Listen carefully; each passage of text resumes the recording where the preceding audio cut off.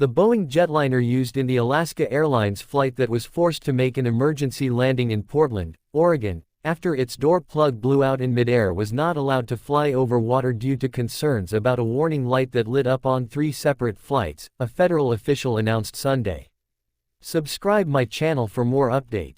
Alaska Airlines restricted the aircraft from long flights over water to allow for the plane to return quickly to an airport if the warning light, which possibly indicated a pressurization problem, reappeared, National Transportation Safety Board Chair Jennifer Homendy said during a news conference.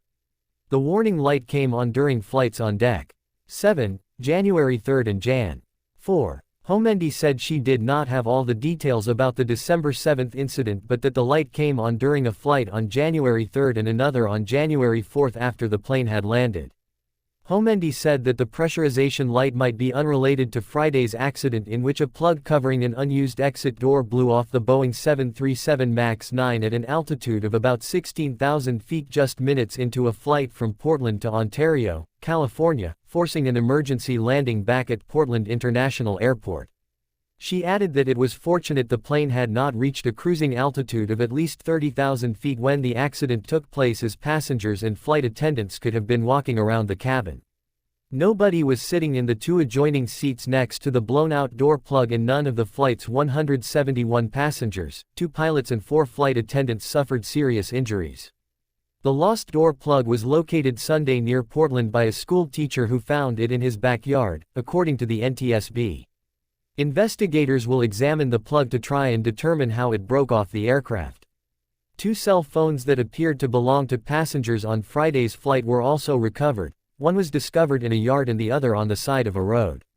Both devices were turned over to the NTSB, which said it would return them to their owners. Investigators will not be able to hear what was happening inside the cockpit during Flight 1282 since the cockpit voice recorder taped over the flight's sounds after 2 hours, according to Homendy. Homendy also disclosed that the rapid decompression damaged several rows of seats and pulled insulation from the walls, and that the cockpit door flew open and banged into a lavatory door. The force of the air pulled the headset off the co-pilot and the captain lost part of her headset. A reference checklist located within reach of the pilots also flew out of the open cockpit. Following the accident, the Federal Aviation Administration ordered a temporary grounding of 171 of the 218 Boeing 737 MAX 9 planes in operation until they can be inspected. The aircraft used for Friday's Alaska Airlines flight was delivered from Boeing in October. Alaska Airlines and United Airlines are the only U.S. airlines to fly that particular model of Boeing 737. Without some of their planes, the 2 airlines were forced to cancel over 600 of their flights. The aircraft involved in Friday's accident came off the assembly line and received its certification 2 months ago, FAA records show. The plane had been used for 145 flights since entering commercial service on November 11, according to Flight Radar 24.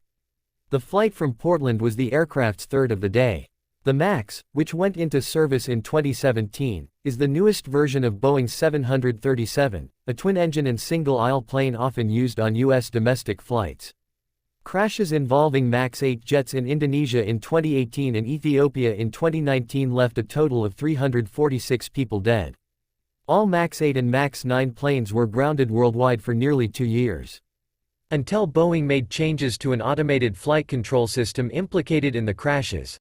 The MAX has also faced other issues, including manufacturing flaws, concerns about overheating and a possible loose bolt in the rudder system. The Associated Press contributed to this report.